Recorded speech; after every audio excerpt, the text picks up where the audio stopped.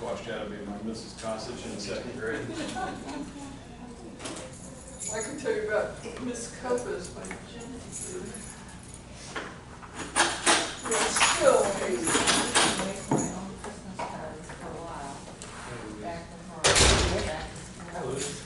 started working like a maniac. So I used to, I look back and think, oh, where did I have time to make my own Christmas cards? Yes. It was so good. I mean, I have to look when I was talking. Yeah, I hope I have, you know, you set it up. I see we got the air conditioning way up. This room's always a little colder. I think it's on the same split unit as the computer room. Yeah, maybe even some of those in storage. Yeah, so it has to be a little bit colder. But the whole library's chilly. Are we, this is one, Yes. okay. So, it's 4:30.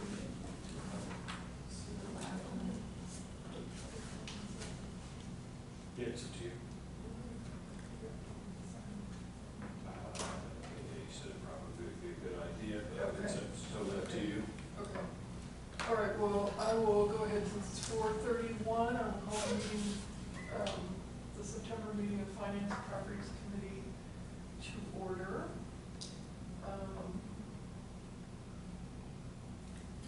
Start with the approval of the agenda, and I'd like to move item 6, public comments, up to after we approve the minutes. That's acceptable to you all. Can I ask a quick question? Yes. Two questions, actually. Robert, is the video camera recording? Technology, you got it. Yes. And is the audio recording? It doesn't have to, I just want to know whether it is or I'll answer that. not. Just for the. Yes. Okay, thank you for reporting that. Okay. So can I have approval of the agenda as without change? Move to approve the agenda as modified. All those in favor? Aye. Okay, very good, thank you. All right, minutes, the minutes of August 14th meeting, with any corrections, comments, or corrections?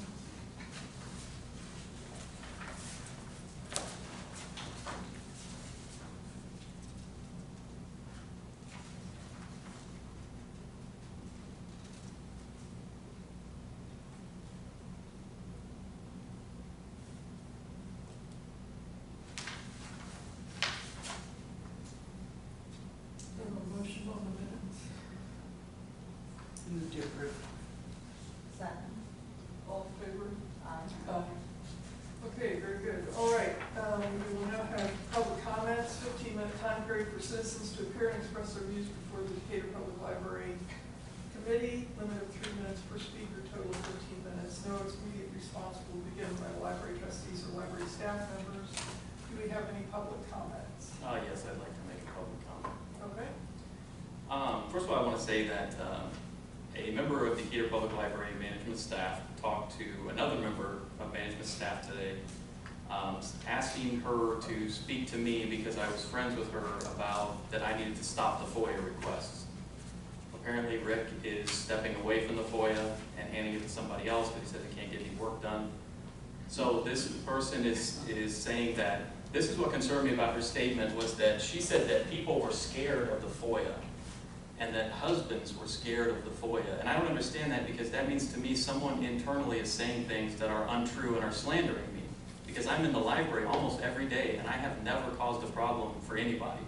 Sending a FOIA is my right. Standing outside of the sign is my right. For anyone that's in this library to say that it's not, I don't understand why Rick hasn't addressed this and said, hey, just because Mark is friendly with someone at the library doesn't mean they're responsible for the fact that he's sending FOIA. Don't make it a hostile work environment for people here just because they're kind to me. I don't know why that hasn't been addressed before now. But needless to say, I'm not going to stop FOIA just because these mysterious husbands or whoever are scared. I haven't threatened anybody. I haven't done anything wrong at all. I also want to address the fact that those stupid plaques need to be reimbursed. I don't understand why that hasn't been taken care of to this point. Rick also approved a over $400, I'm sorry, pizza party using public funds, yet I didn't get an invitation, and I talked to several other patrons. None of us got invitations to come down and partake in this pizza party. So I'm curious why it was thought that it wasn't a good, or it was a good use of public funds. I've got an email from Rick where he tells a member of staff not to send another book to a library outside of the share system without getting reimbursement for $3. That's in a FOIA document. So Rick thinks sending $3 worth of postage to a patron to read a book at a library isn't a good use of money, but a $400 pizza party is on a day that staff is already getting a fully paid day already for playing with comfort dogs. That just seems odd to me. Thank you for your time. Thank you for your comments. Okay, we'll now proceed to old, oh, I'm sorry, I'm so sorry, I'm so sorry. No. Okay, please. I'm just. Okay, so, all right, okay. I'm not a public speaker. Okay, all right. Well, then we'll go on to old business. I'll give you a very short update on space planning capital needs. Ouija and I met, so Ouija representing the foundation, I met to talk about, future fundraising. And we decided we're working on some documents that will kind of encapsulate the strategic planning process. So that's kind of one thing we're working on. And another thing is that we're going to, that the foundation is going to work to up the request in the annual appeal and talk about some longer term projects and how that fits into the strategic plan. So it's kind of like a preview of a bigger capital campaign. Like a recommended donation level? Well, like projects like, okay, here's our strategic plan, what we envision for the library in the future, and then here are some specific things that we're going to be looking for either now or in the future. So that if a major donor looked at that and said, oh yeah, this idea sounds really great. There's a concrete idea. Yeah. So, and I feel good about the close relationship between the foundation and the trustees, because obviously the foundation's doing things that the library itself can't do. But anyway, so we're slowly progressing on that. All right. So that's all I had for old business. Rick, was there anything else for old business? I know we've got some other stuff on the new business, but I didn't have anything else for old business. Did you? No. Okay. All right, let's go to the check register.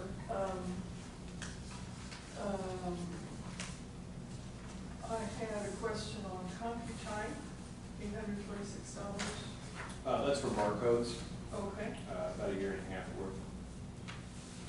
So that's for new books, or that's replacement on existing books? That's for new. Oh, and we sometimes have to replace old barcodes, but we still have barcodes even though we have RFID, and that's because we're in a consortium, and there are only a handful of RFID libraries in that consortium.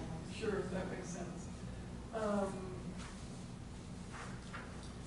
Okay, let's see, we'll come back to the travel. And there were a couple of, I was just curious about the World Trade Press. World Trade Press is a suite of databases, the A to Z world databases that you could find on our website.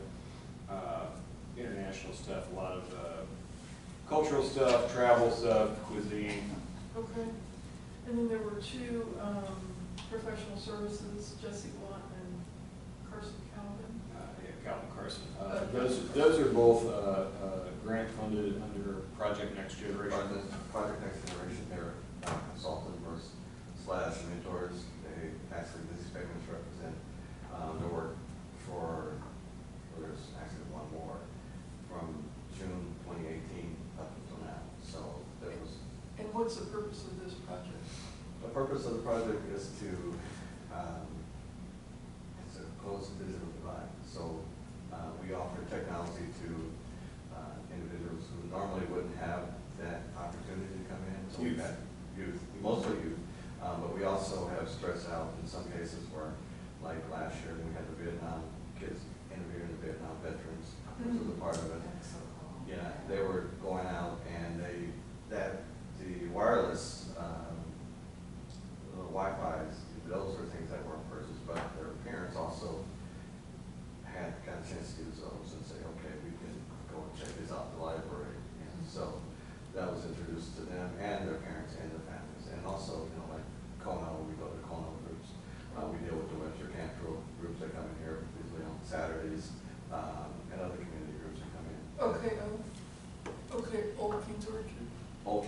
yeah, They're kind of young out What's- there. oh, what's her name?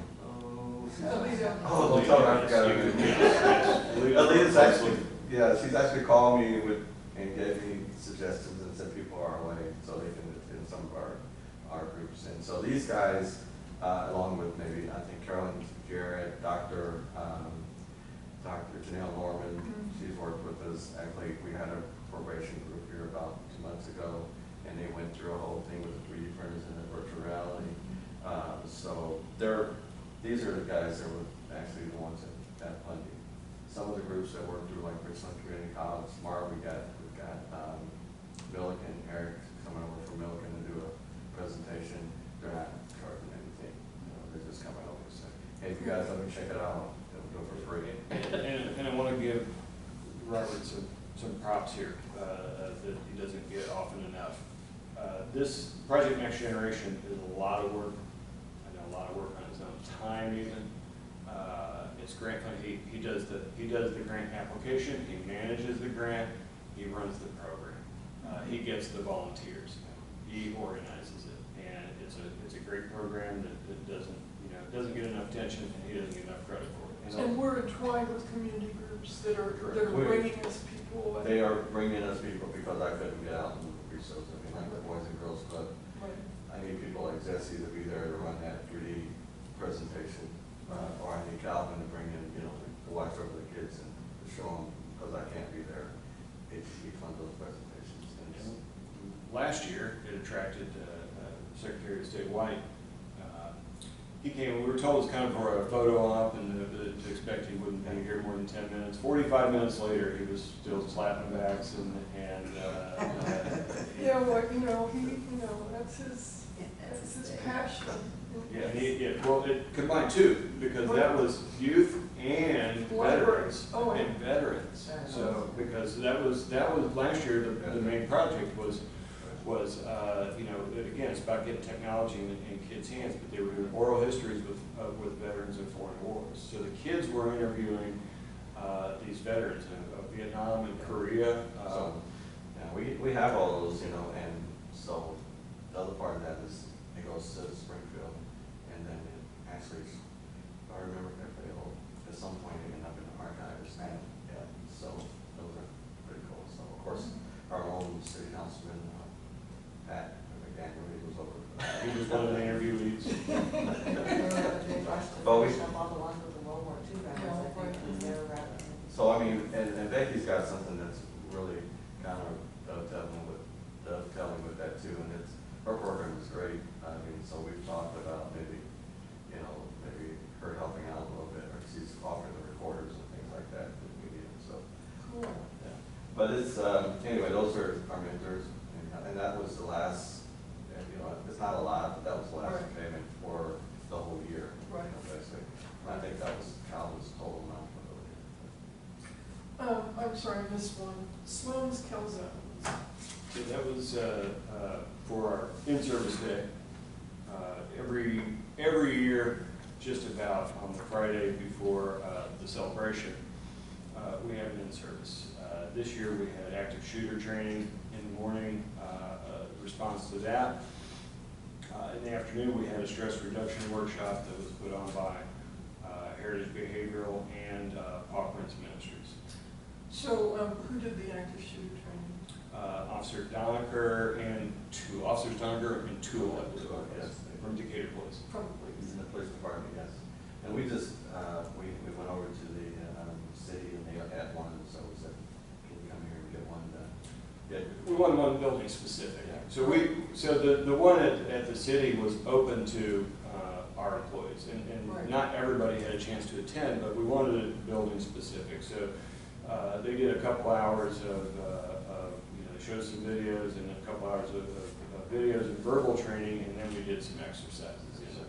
And they're very used to doing this training. I mean, this is Oh, something yeah. that they're Oh, yeah. very. They did it, and an outcome that we were looking for is that the officers said they would help us with any disaster response planning that because we're revising that now. Yeah. And they said, we're getting a lot of it from the FEMA Right. website, but they said whatever we put together, we've got to walk through and try to make sure it's.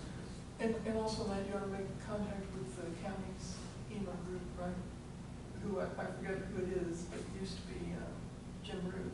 The one that was gonna be in that building? Yeah, it's somebody else now, but there's, because they're connected with all the FEMA stuff, and they've got the command centers over there, and the law enforcement center. Okay. And there's some travel expenses, which we'll come to a little later, but let's talk about where we are, big picture. So we got, the first report is the one that has the shaded lines on it. That's the 3-page one. So we're at 67% of the year at the end of August.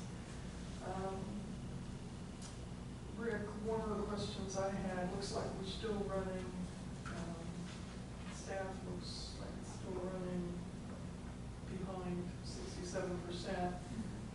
As we've talked about many times on service office equipment, office supplies, maintenance contracts, all that kind of stuff, there been any developments in that area? Well, we just, the reason service office equipment went over is because I hadn't budgeted for the contracts for the automatic sorter and the automatic checkouts. But what we have done, we got them down considerably, the price down considerably, but we also renegotiated our contract with Watts Copy System. We did it a year early because by doing so, we were able to get the price down and get new and better equipment at the same time. So that was our incentive for doing it a year early. That said, that's not a huge savings, and when we get to the 2020 budget, we'll talk more about that. And what was the other one you asked about? Software. Yeah, and that's The same. Yeah, the same thing. It was for 2020, we've got a lot more detailed work on that. Anybody else have any questions about any of the current results? The final cash position is really strong. At a couple of staff meetings yesterday and talking to staff, but 2013 we didn't have enough cash to last us. We ran out of money in March, and the city had to float us, and we don't run out of money anymore. We are self-sufficient. So, and you got the first, so on the top line, you received the end of last year's results in this year.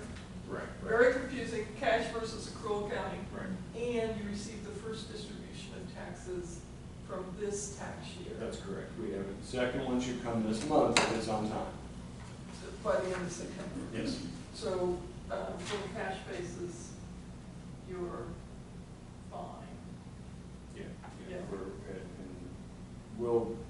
It's going to be, and if we get our final distribution in December, as we have in the past, the revenue side is going to be very good. Or you could accrue for it, but that's another whole Yes, long yes. discussion, right? Okay, then, And we're still meeting our goals that we set for ourselves as far as acquiring books. I think we set certain goals for. Yeah, we're on track for that. We're not going to hit that. We've kind of rethought that 12%. We're never going to. I don't think we're ever going to hit it. But we were at 6% when I started here, and we're up to 9%. But so we base that on the standards issued by the state. But they also issue other standards, and some of them are about staffing. And we are, our full-time equivalent is about 32, and their standard for a library this size is 63. So we thought this, we talked about this last year in the budget planning, that maybe that 12% is time to stop chasing that, stay at least 9%, and see what we can do about rebuilding some of the staff, which we've made some progress towards this year. okay. All right, so then the next report that Rick prepares is this one that doesn't have any shaded lines on it, and this is where Rick, let me see if I'm stating this correctly, you look at your current running rate of results versus the budget to just see if there are any red flags Right. about pluses or minuses. Yeah, and some of them, it's simply looking at the monthly average and extrapolating, but there are others that we know have some months that are, Lumpy. yes, exactly, and we account for that. What is hard to predict is state replacement tax. That is our Right. current track. I've never found any good way of predicting that. I mean, Greg's pretty good at giving us a ballpark, but we're already at 250,000 is what we budgeted for this year. Oh, we're already at 250? Yeah, let me go back to the Because it's, I think we, last one. Oh, it's not Yeah. it's not teased out in that one, but yeah, Right. we're already at 250,000, so. we'll keep our fingers crossed on that. You know, the other one, total personnel is gonna raise slightly, because we are very close to full staffing for the first time in 5 years I've been here. So that's going to go up a little bit this year, but we're still gonna come in well under the budget. And that's due to, you know, the length of time it takes to replace people and turnover. And I don't And have. also, and that line also includes benefits, let me point out, because we're going to talk about that. That's correct, yeah. But, so the salary and benefits, because it's not Yeah, just the salary, right? Yeah, service to office equipment is likely to not come out quite that high over is what I'm predicting. That is based on a monthly, that should go down a little bit. Conferences and travel will probably be right around there, which is well under budget. And you know, this year we didn't get any trustee participation in any of the conferences. So last year we had a couple of trustees attend conferences. Office supplies, I told you guys a few months ago, my projection is gonna go down every month, and it has, so now we're getting to be where we're just a hair over. Small capital was just some unanticipated hardware needs. You know, Matt thought some things would last longer than they did. You mean like desktop printers or computers or something like that? Yeah, and servers. Oh, servers. We just had to purchase a new email server, and he thought it was gonna last until 2020, but it got to the point where we had to replace it. Okay. So look at that whole group of operating expenses, there are lots of pluses and minuses. If you take out the plus 70 for the grant, which really means that you're taking it out of the revenue too, it looks like we're pretty close to dead even that on this group of expenses. So I'm taking out the 70, because you're taking 70 out of revenue. Just take the 70 out of revenue, take the 70 plus, the 70 minus out of revenue, the 70 plus out of expense. This group in total, your pluses and minuses are basically even, you know. Yeah. Right. They may not be on the right lines exactly, but in Yes, total. yeah.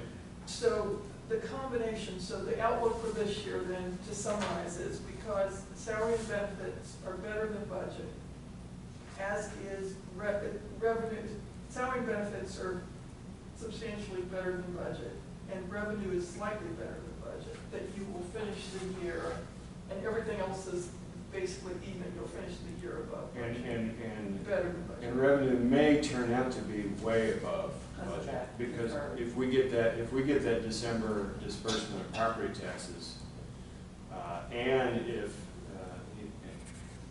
it could be well above budget. And it's also dependent somewhat on the state replacement tax, which, as I said, is hard to predict. We get it 8 months of the year. I believe we've gotten 6 disbursements. We've got 2 more left. It's very lumpy. It's, you know, 1 month it's 5,000, another month it's 45,000. But the situation in Springfield looks more stable than it did 12 months ago.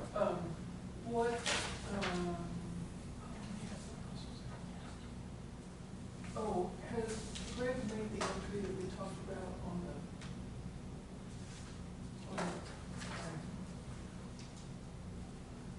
I still want to get and talk to Greg, I haven't done that. Okay, now the fun really starts. So now we have this report, which also has shaded areas on it, and it doesn't really have a title, but it says revenue on the left. And Rick, this is your first draft of the budget. Right. so that column that says 2020 estimate, that's more for my purposes, that was my just initial, not even a draft, just a kind of a more of a wild guess. So as you guys have heard about in the last few months, worked with the division heads to get a more granular, I guess, budget than we've had in the past. And get them involved. And get them involved, and also, since, I give them leeway up to a certain amount of spending, they need to know what, Right. What their overall budget is, Right. in order to do that And how it fits effectively. in Right. the total. So we did that work, we finished it, I think by early August we had it finished. I started getting the allocations from the city, and then it was Labor Day weekend, I came in and I sat down and said, okay, I'm gonna tie this all together and come up with the first draft. Well, before I got to the tying together portion, I started entering the allocations. And that's where it got interesting. So, On the revenue side, what were the allocations? that would be, to some degree, the real estate taxes. I mean, it was filled in for me. And also you said pilot. Pilot that's payment in lieu of taxes, and Greg can give a much better explanation of this than I can, but it's essentially, it's tax exempt organizations that don't pay property taxes, but they do have, there are fees and things that they pay to the city, so we get a portion of that. But this is, That's set by the city. it's set by the city, but they're guessing at what their total is gonna be, or, No, what, I mean, or they know it through the levying process. they're not, here's my understanding, they're not guessing. What they tell me it's going to be at the beginning of the year is what it is. But it's not set in stone yet. But isn't there some uncertainty about how much they're gonna get, and therefore how much they're gonna? There might be, that's a question best answered by Mr. Zentera. But all I know is when the final budget's approved, that number that they give me is divided by 12, and that's what we get every month. Okay, so that's an allocation, and then the property taxes, obviously, that's the levy process, and they've already indicated. Right. I'd like to talk, while we're on revenue, a little bit about the transfer from the Meyer Fund. We had talked, so the library assistant, the local history room, archives and special collections, she has been paid her first couple of years out of the Meyer Fund. The Meyer Fund is a fund set up specifically for local history. We had talked about this year rolling her salary into the regular operating budget.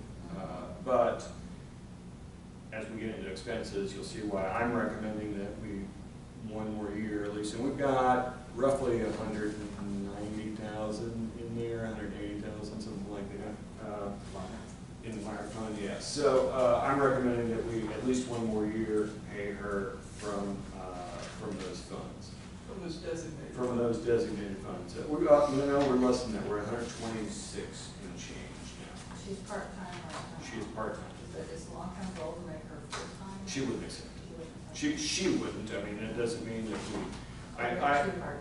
Yeah, I know that when we did the departmental budget, Becky Dance is the head of that department. She asked for another half-time staff, and it's probably not in the cards this year, as you'll see as we get further into expenses. So there's also one other number that I should talk about, and that's transfer from capital reserve. That's a number that I put in there to make everything balance out. So it's, for now, it's a placeholder, and we'll see what we can do. So. Okay, all right, so the main event is salaries, and on the issue of allocation, I understand you received some new information on benefits.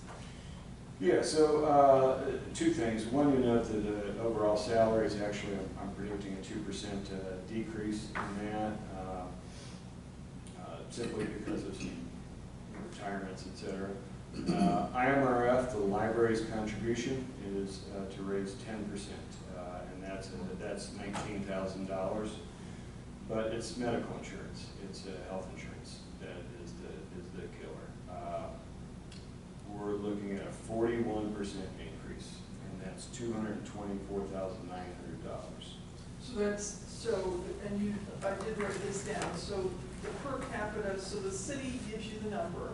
Last year, the number was $11,700 per full-time employee. Per year. Now it's going up to $18,885. I believe that's correct. It's 18 something. Maybe I didn't write it down right. So $18,000 per full-time employee. That's correct. So that's Basically probably. with the, we do that with the city, right? So it's basically the same. Yes, so our health insurance is administered by Blue Cross Blue Shield Illinois, but it's a self-insurance fund through the city. And again, this is something Mr. Santera could explain better than me, but it's the money is this, is in a pot that the city holds. So they're the ones who determine exactly. That's it in a nutshell. So that is an allocation. And this is the single biggest change on the whole budget. It dwarfs. Absolutely. It dwarfs everything else. So. Yeah, and if you add IMRF in, we're looking at just shy of $250,000 in additional expenses.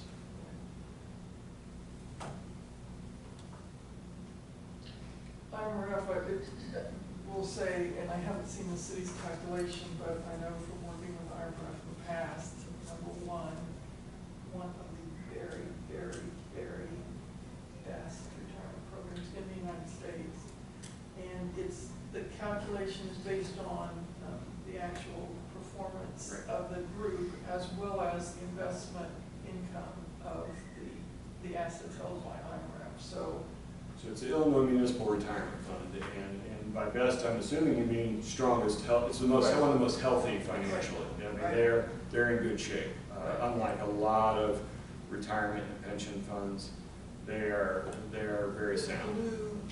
Yes, they're very sound. So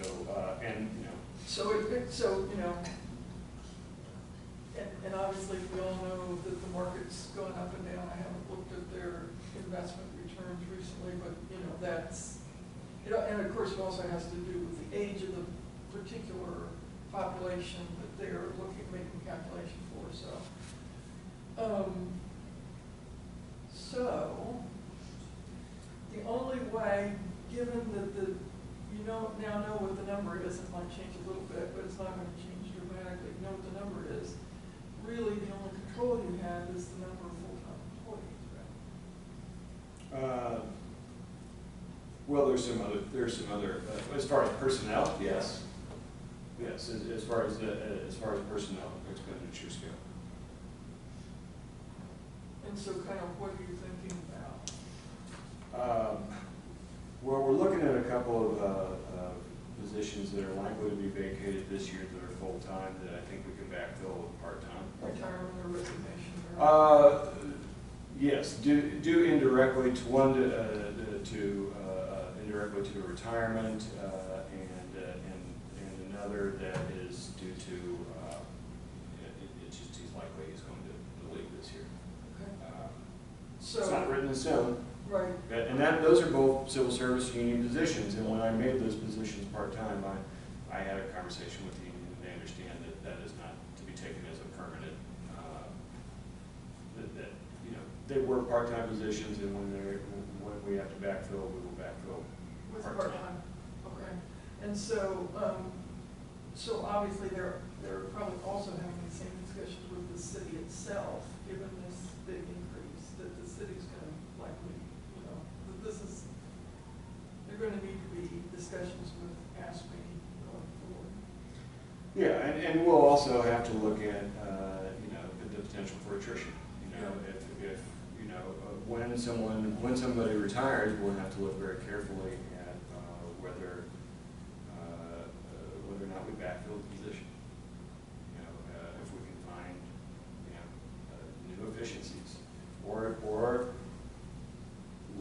efficiencies that we've recently installed. Like you're doing in circulation. Yeah. So, I Well, mean, needs definitely are changing within libraries rapidly, because our culture is changing at the moment. but, you know, this isn't some theoretical thing, this is this is a big number to deal with now. But I mean, you know, but the point's well taken. I mean, it's because of that, it gives us, you know, perhaps some opportunities. You know, initially we thought as we maybe see some attrition in one department, we can reallocate those funds to other departments and other skill sets, but that just may not be on the table. But the work that you've done to make jobs more flexible and more, cover more areas, is Exactly. gonna serve you well. Right, and that's this in environment. you know, combining the two, the formerly adult and children's departments, you know, and, you know, we now have people regularly scheduled on two different floors, you know, and, up to speed and ready to serve either adults or children. Not every single person, but we've got it where we've made a lot of progress. So there's, I mean, do you want to talk about the other allocated costs? Yeah, let's do allocated first, because that's some good news. Yeah, the only one that's going up, well, first of all, unemployment insurance is plummeted 97%, but it's a small raw number anyway, went down $1,300. MIS services went up, Here. yeah, $600 annually. Our administrative fee went down 14%, and that's fantastic. Telephone went down. Telephone went down, and it's not an allocation, but that's because we piggybacked on, earlier this year, we piggybacked onto the city's telephone system, and that saved us a lot of money. Saved the city money too, it's good for everybody, and it saved us a lot of money. We were with Hart Technologies, who were very good, but also very expensive. So the administrative fee went down nearly $12,000. The purchasing fee went down $5,000, that's 71%, and risk management actually went down 2% or $1,600.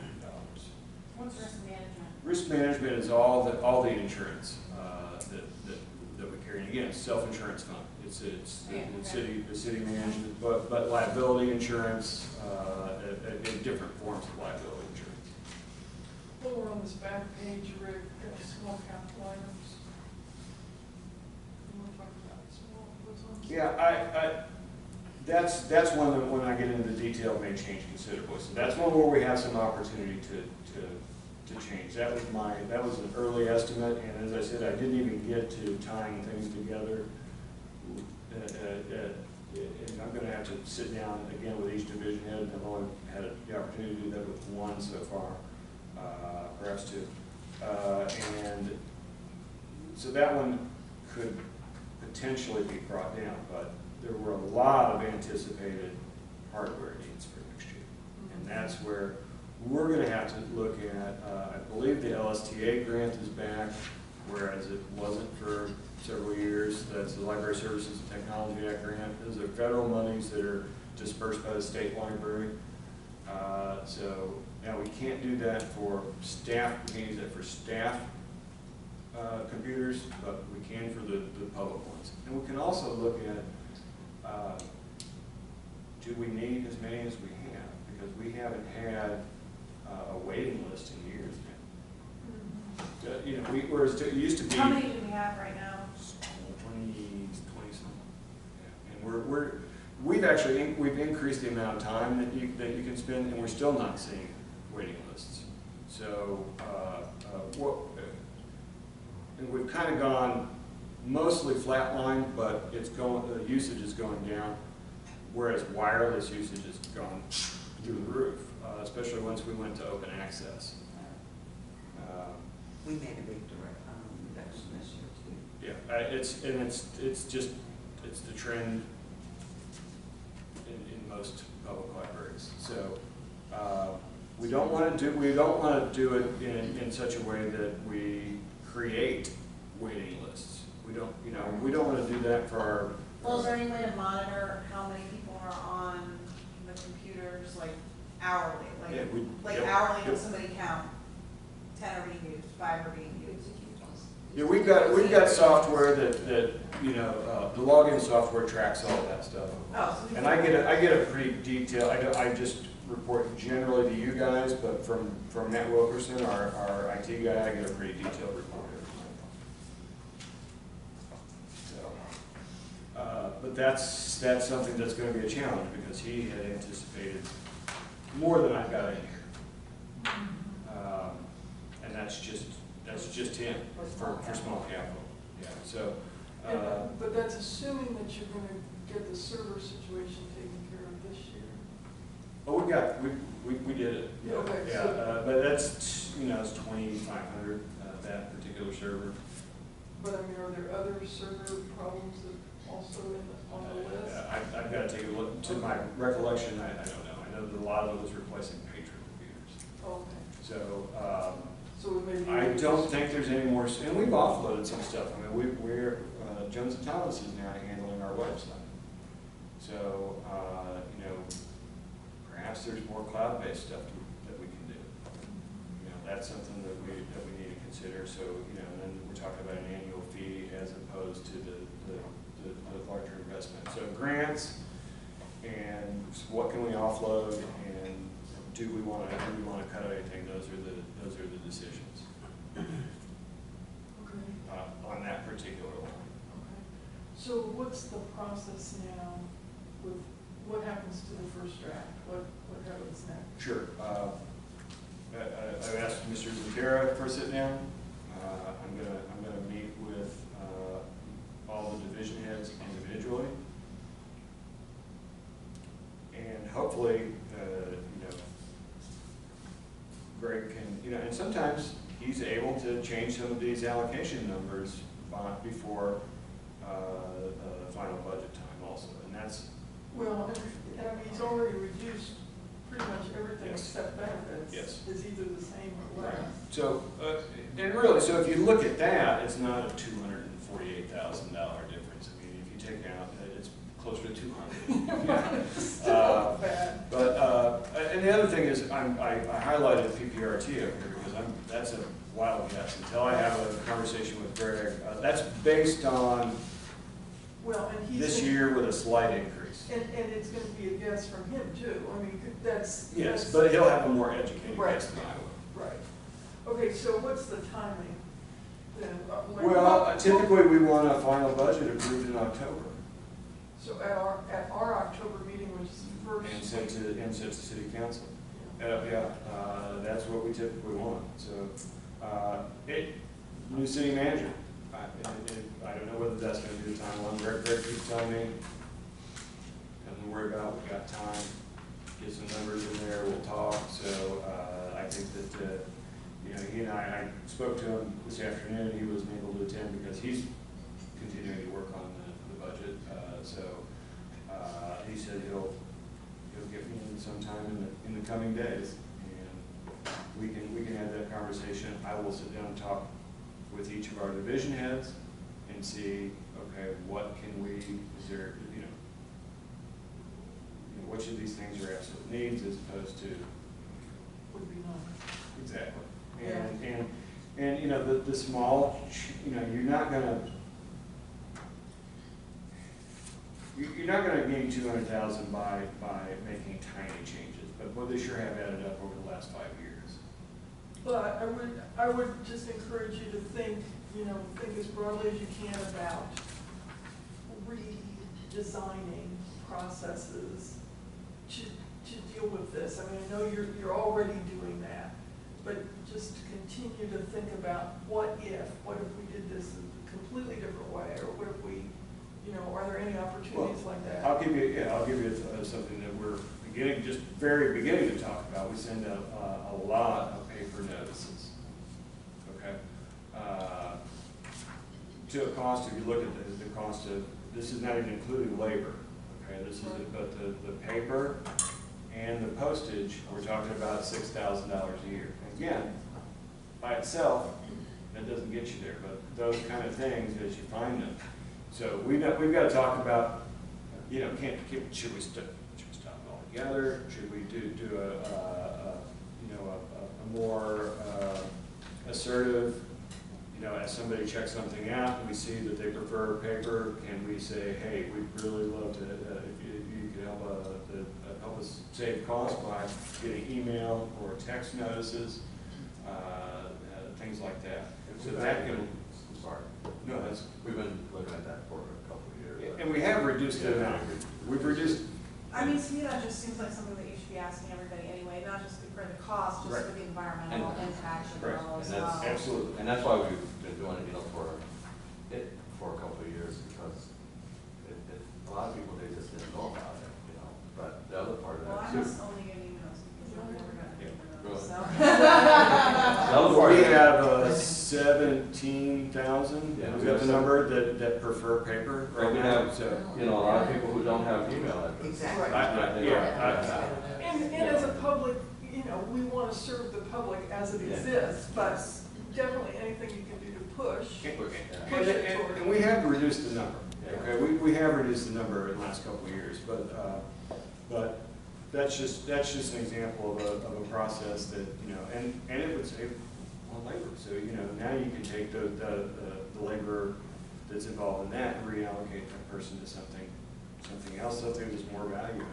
Well, I mean, so the big stuff is going to be dealing with retirements and attrition by restructuring the workflows, right? That's something that we've also been doing. I mean, I've been talking to Rick lately because I've been involved with Six Sigma, and a lot of that's just basic process improvement. So you go through, you know, you analyze, you define, you analyze, and then you improve it, you correct, you make whatever controls you have to make that process better for the organization. Yeah, definitely in circulation and in technical services, there have been a lot of money saving changes in the last few years. I mean, we used to, for instance, affix a very stiff piece of cardboard and a stiff piece of plastic to paperbacks. So we were spending, you know, $1 a paperback, and that's not what including labor, to preserve a paperback. You know, to make a paperback last 20 years, which is going to be removed from the collection anyway. So we stopped that, and maybe less. So we stopped that. A lot of our processing is done now from the vendor.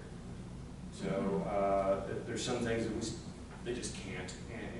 But we've, especially Robert and Carol, have worked hard to find little process ways to save money. And again, if you look at And any, time. yeah, and time. And if you look at any one of them, and the time's important because partly due to those changes in processing and technical services, we used to have 2 shelves of backlog, and it sometimes would take a book a month to hit the shelf. And now we're within a few days usually, you know. So that's partly staff motivation, and it's also partly just the efficiencies that Carol has worked very hard to implement, and those opportunities exist now that didn't exist 10 years ago. Also, Right, and Shared catalog. right. okay, all right. So we will plan then at our October meeting that'll probably be the main event. Then is looking at the budget. So, do you all have any other thoughts you want to share with Rick in terms of magic wands, any magic wands? Obviously, we want to try and get that transfer from capital reserve down. That's the number. Oh yeah, I don't have any. Yeah. Yeah, I prefer not to have any. You're always looking at databases that aren't getting used. Right, and we evaluate them every year. I mean, in most years, there's a couple we eliminate, and we typically replace them with something else that are, you know. That's more popular.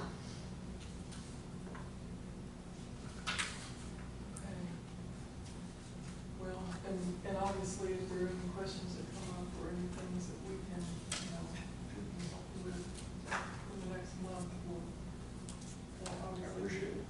be happy to do that. And I'm certainly pleased that Greg is working with us, you know, on that, attempting to mitigate the effect of the health insurance.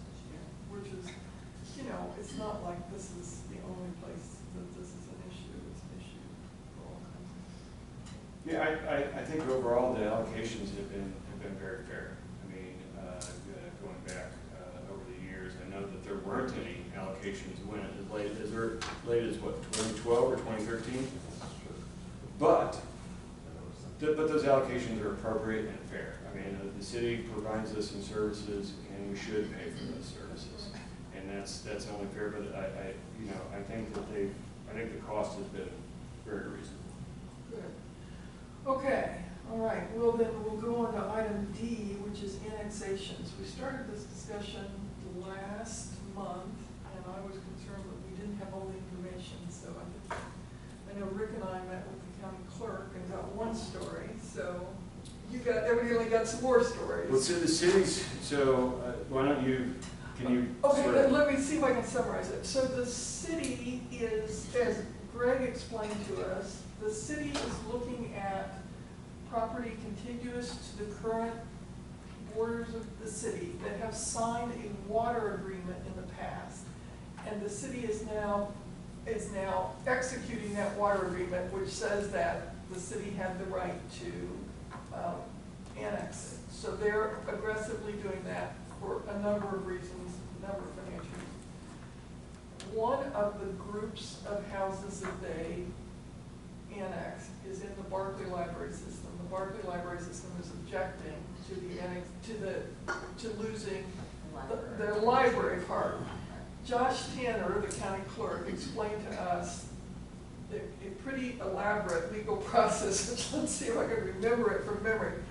That this is, that there's a set thing in the statute of what happens. So the city annexes. If another taxing body objects, they have to go to court at a particular time, and then the court says those property owners have to pay both taxes. Or just for the library. Just for whatever it is. Could be a mosquito abatement district, could be a fire protection district, could be any one of the taxing bodies influenced.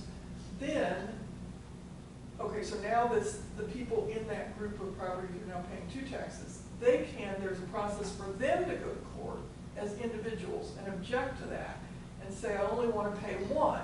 Then the court says, okay, fine, you're going to pay Decatur, you're not going to pay Barclay. It defaults back to the annexed thing, because from a taxing body standpoint, the library is not freestanding, it's a component of the city. So whatever the city is levying on, whatever the properties are, the library is also a fund in that. How many households or patrons are we talking about? They're doing about 15 at every city council meeting. I'm not sure what, but that seems to be about the number, wasn't it? But is it 15 houses or is 15 like blocks or something? There's 15 households? I'm not sure. So, Well, Josh showed us some of the. These are houses in areas, so we're updating our service map as we get them, so we'll know that, we're basically, they can be, but it's about 15 houses up there. That was my understanding, about 15 properties per meeting, per city council meeting. I'm not sure why they've hit on that approach, but that's what it looks like. So that's our county clerk's explanation to Amy and I. The city's understanding is this, that's correct for fire districts, but not for libraries. Oh, wow. And that if Barclay raises an objection, for instance, Barclay wouldn't have to be them, but if they raise an objection and we don't fight it, then they get it. Automatically. So then. But then those people cannot be patrons of our library, but they will be Correct. patrons of their library Correct. and not get into the public library. So, It's all very. I don't know who, but, complex. so the perception that sometimes is that, okay, if you're annexing property, then the library's revenues will go up. That's not correct, because the city levies for a number. They levy for the $2,842,000, and then And it's it's Josh's spread out job over- to figure out how to allocate, Right. those costs. So you could add, what adding properties does is brings everybody's tax down a little bit. Right. I mean, essentially, Theoretically, In the, not in my case. okay, well, that's interesting, and Josh did say, I mean, he obviously had a lot of experience with fire protection districts, because he said they always fight about it, like incessantly, so, and he hadn't dealt with libraries before, but it's kind of amazing that it would be.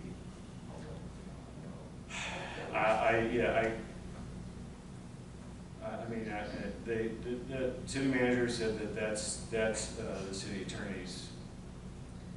So then what do we do next? What I does mean, it our? sounds like we don't really have any say in this. It sounds like this is a fight that's going on between two cities. It's not.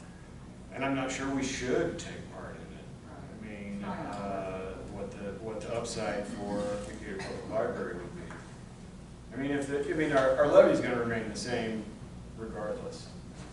It seems to me to the taxpayer to some degree, But again, that's a board question, and whether or not you guys want to formally. What is our attorney's position on this? I'll have to revisit that. He sent me a pretty lengthy email on it a couple of weeks ago, and I think I shared that with you, so I'll have to revisit that.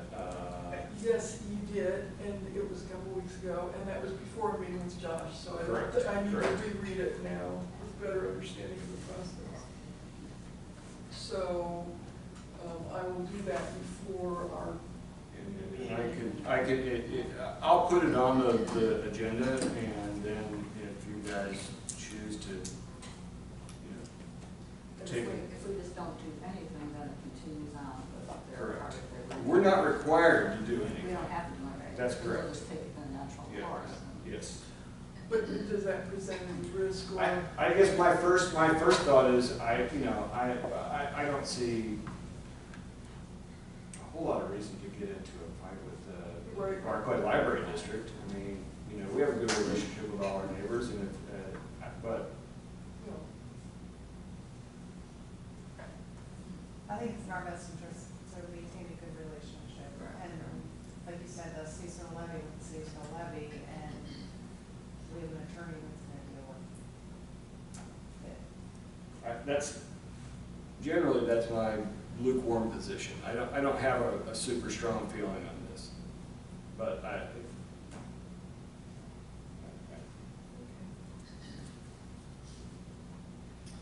Okay, well, budget's the main event in the fall, so, just to follow up on some, comments from last meeting and I'm kind of speaking from my experiences in public life. I know that travel expenses are always a matter of concern to the public, so I think we, in the interest of continuous improvement, and it's not that we're doing anything wrong, but we just kind of up our game. We're going to have two suggestions.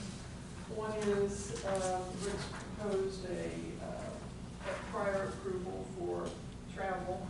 And I'd also like to change our check review process so that Rick gives us a one-page summary of any travel expenses, so that when we review the check register, we have that documentation.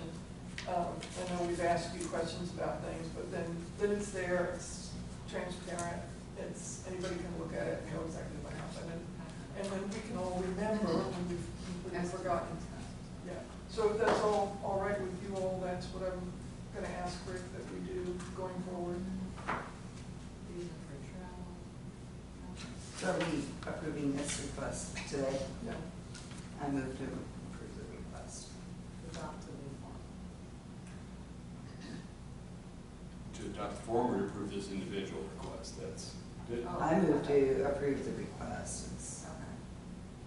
yeah, the form has been in use for staff for a while, Oh, and, wow. you know, and it, there's no reason that I should be exempt from it. Okay. Second. Motion. All those in favor? Aye. All opposed? Okay, motion passes. Okay, great. I have to say that when I saw your note on VIP tabs, I've taken VIP tabs, there's nothing VIP about those tabs. I was like, the smell is definitely not. Perhaps a little misleading advertising. That's what I thought was so funny, I was like, oh my god, those things are definitely cabs. Okay, that's all I had. Does anyone else have anything they want to That's bring up? finance. This is finance, sort of. Oh, sorry, did you guys take a voice vote on the check register for one? Oh. And probably a voice vote on this stuff. Okay, all right, so we'll do the check register first. Aye. Aye. Aye. Aye. And the form and Expense account. the expense account thing done. Aye. Aye. Wait, which, this form? Yeah. Okay, aye. And aye. Okay.